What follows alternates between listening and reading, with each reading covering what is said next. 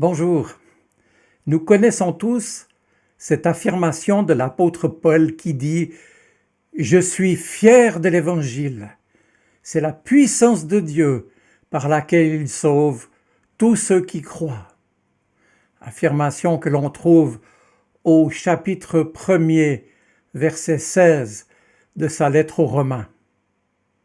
Cette affirmation nous donne à réfléchir et nous oblige en somme à nous poser nous-mêmes cette question. Et moi, de quoi suis-je fier? De quoi sommes-nous fiers comme chrétiens? Il y a certes la fierté orgueilleuse qui se vante de ses propres capacités et réalisations. C'est une fierté qui se compare aux autres et les catalogue en catégories et en niveaux. Cette fierté-là est bien entendu un défaut marqué par une vision égoïste et déformée de soi-même et du monde. Il y a en revanche la fierté reconnaissante, joyeuse, débordante, celle d'être bénéficiaire de quelque chose d'extraordinaire, de formidable, et dont nous avons envie de parler autour de nous, en mettant cette fois l'accent sur l'auteur du don et l'excellence de ce que nous avons reçu de sa part. Eh bien, telle est la fierté de l'apôtre Paul, qui réside dans l'Évangile, dit-il, puissance de Dieu. Et c'est cette fierté donc qui nous questionne. Et toi? Et moi? Suis-je fier de l'Évangile? Fier de connaître Dieu? De la même manière que l'apôtre Paul a interpellé Timothée, qui était son assistant, un jeune serviteur de Dieu qu'il avait envoyé auprès de l'église d'Éphèse pour les aider à progresser dans leur foi, il lui écrivait à Timothée « N'aie pas honte de rendre témoignage à notre Seigneur, et n'aie pas honte non plus de moi qui suis en prison pour lui. » Et moi, mes amis, il m'arrive parfois aussi, c'est vrai, de mettre un peu de côté ma vie chrétienne, ou d'avoir un peu honte, d'être hésitant à témoigner de ma foi. Pourquoi?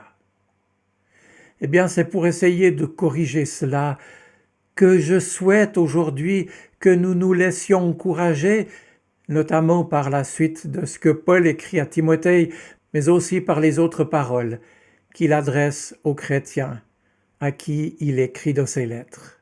Oui, pensons-y et réfléchissons à ce qu'est cet évangile que Paul qualifie de puissance de Dieu, littéralement en grec, dynamite de Dieu. L'évangile n'est pas une puissance théorique, une idéologie ou bien une gentille morale. Non, l'évangile c'est d'abord une personne. C'est Jésus, le Sauveur. Et puis, c'est aussi un programme de vie, une dynamique, je le répète, de vie née de l'amour de Dieu pour chacun d'entre nous.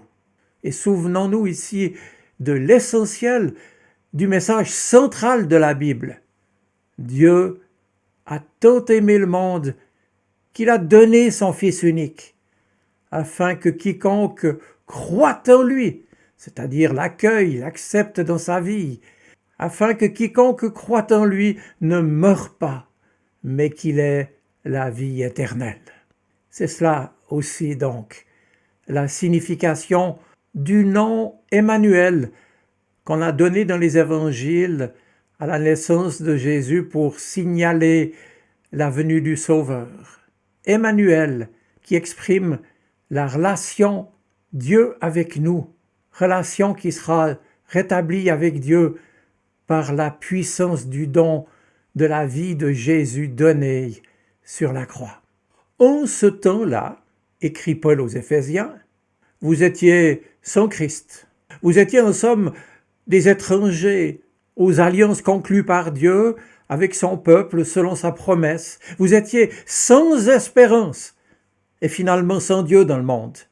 Mais Dieu a voulu nous réconcilier avec lui, et les uns et les autres, juifs et non-juifs, en un seul corps, en supprimant par sa mort sur la croix ce qui faisait de nous des ennemis.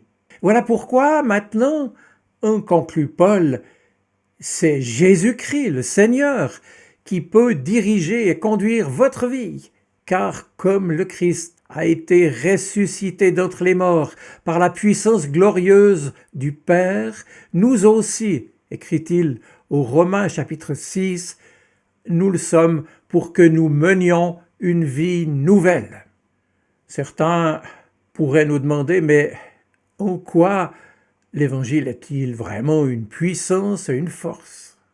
On pourrait simplement leur expliquer que c'est l'Évangile, que c'est cette bonne nouvelle qui nous ouvre la porte d'une nouvelle vie par grâce, de par cet amour que Dieu nous a manifesté en se donnant pour nous et à notre place en Jésus-Christ.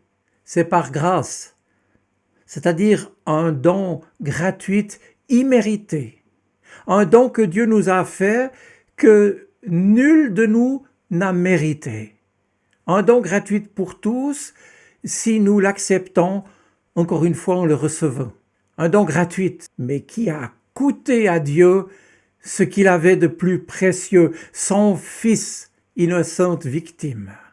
Et le Nouveau Testament nous rappelle ici que, je cite, « le salaire qui résulte du péché, c'est-à-dire de notre éloignement de Dieu, c'est la mort, mais que le don gratuit que Dieu nous accorde et qu'il accorde à ceux qui croient et acceptent de changer de vie, c'est la vie éternelle dans l'union avec Jésus-Christ, notre Seigneur. » C'est là ce que l'Église ancienne appelait le kérygme, l'essentiel de la proclamation de la bonne nouvelle. C'est un message de libération, ce qui fait dire à Paul encore, et cette fois en écrivant aux Galates, le Christ nous a ainsi rendus libres pour que nous connaissions la vraie liberté. Et maintenant, précise-t-il encore aux Romains, chapitre 8, relisez ce chapitre extraordinaire.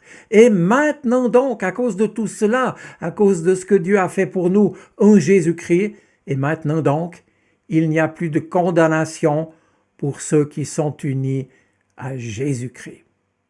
Mes amis, c'est cela l'Évangile. L'Évangile qu'on traduit en français par l'expression « bonne nouvelle » puisque c'est cela que le mot grec « évangélios » veut dire. L'Évangile, Dieu, par sa mort et la résurrection de Jésus, nous a unis à lui, nous a rétablis aussi dans la communion avec lui. Et voilà donc pourquoi Paul avait écrit « Vous étiez étrangers aux alliances conclues par Dieu selon sa promesse. Vous étiez alors sans espérance et sans Dieu dans le monde. Mais maintenant, par votre union avec le Christ, vous qui étiez autrefois loin, vous êtes devenus proches grâce au sacrifice de Christ. » On trouve ce texte en Éphésiens chapitre 2, les versets 12 et 13. En conséquence de quoi, mes amis, l'Évangile nous apporte également une espérance forte et vivante.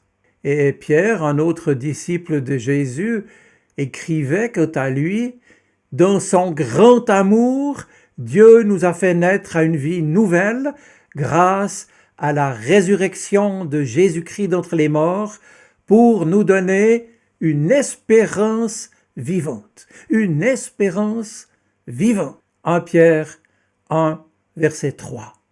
Et l'auteur de la lettre aux Hébreux dit quant à lui, cette espérance est pour nous comme l'encre de notre vie sûre et solide.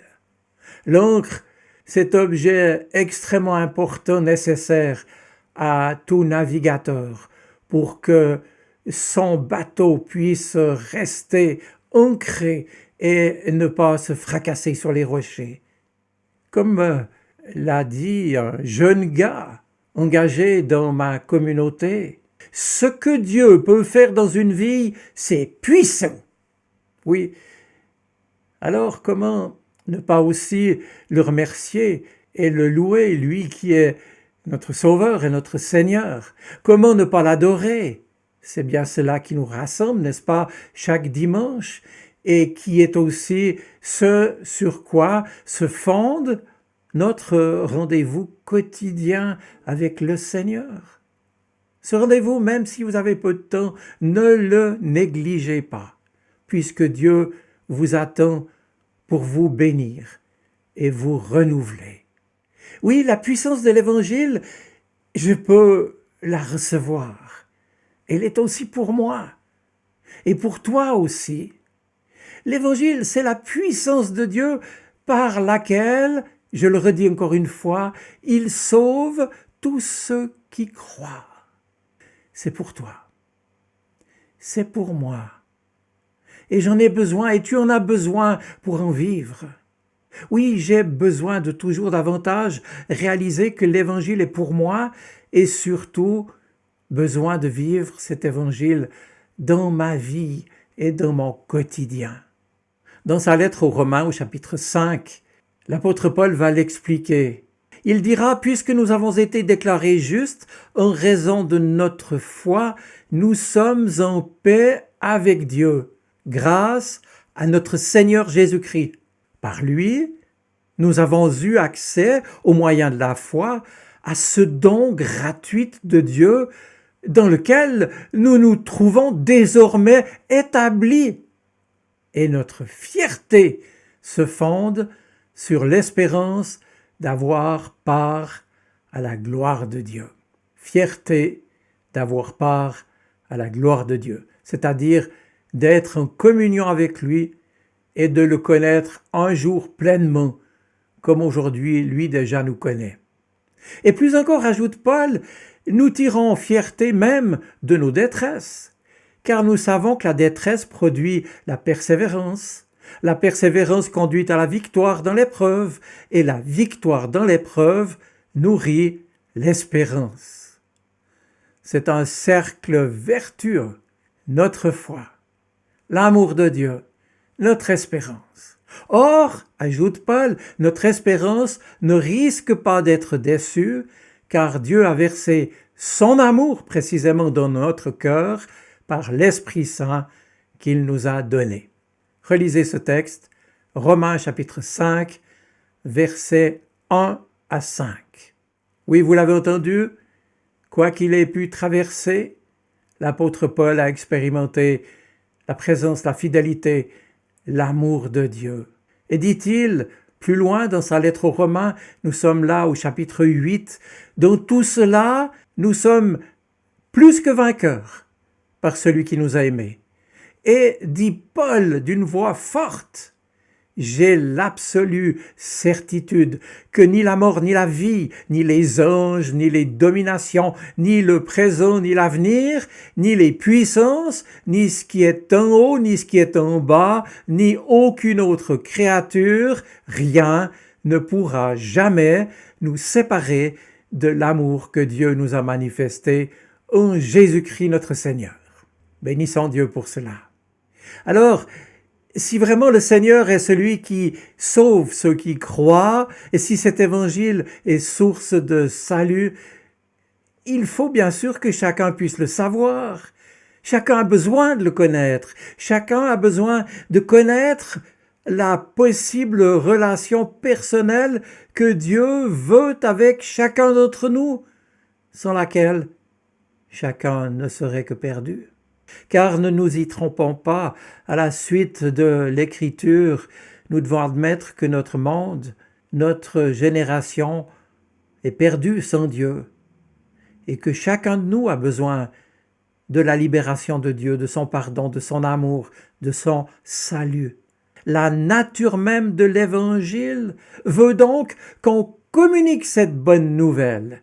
Puisque la grâce de Dieu offre une autre perspective à notre génération et à notre monde, marqué trop souvent par l'angoisse et le désespoir. Dans cette perspective, à Timothée, Paul lui rappelle, je cite, qu'il n'y a qu'un seul Dieu, et même qu'un seul médiateur entre Dieu et les hommes, Jésus-Christ. Nous faisons donc fonction d'ambassadeurs au nom du Christ, dit l'apôtre Paul. Comme si Dieu adressait par nous cette invitation aux hommes et aux femmes. C'est au nom du Christ que nous vous en supplions. Soyez réconciliés avec Dieu. Alors je termine, mes amis. Saisissons tout à nouveau l'importance de l'Évangile dans notre vie. Réalisons sa puissance et communiquons avec zèle qui est pour nous Jésus-Christ. Rendons accessible ce message, cette bonne nouvelle, cet Évangile qui le révèle. D'où la conclusion de Paul à Timothée, « Je te recommande solennellement, proclame la parole, insiste, que l'occasion soit favorable ou non, convainc, réprimande si c'est nécessaire, mais encourage avec une patience inlassable. Supporte les souffrances, fais le travail d'un évangéliste, accomplis pleinement ton ministère. 2 Timothée, chapitre 4. Évidemment, nous n'avons pas tous un tel ministère, mais tous et toutes, quel que soit notre âge et quelles que soient nos possibilités, nous avons reçu la vocation d'être des chrétiens qui témoignent de l'amour de Jésus-Christ, de son pardon, de sa vie, qui donne sens et espoir à notre existence. Oui, alors, soyons fiers, n'ayons pas honte, et comme le dit si bien Paul, à qui je cède une dernière fois la parole lorsqu'il écrit aux Romains, oui, alors que Dieu, qui est l'auteur de l'espérance, vous comble de toute joie et de sa paix par votre confiance en lui. Ainsi, votre cœur débordera d'espérance par la puissance du Saint-Esprit. Romains, chapitre 15, les versets 1 à 3. Je vous souhaite une bonne semaine. Soyez bénis. Amen.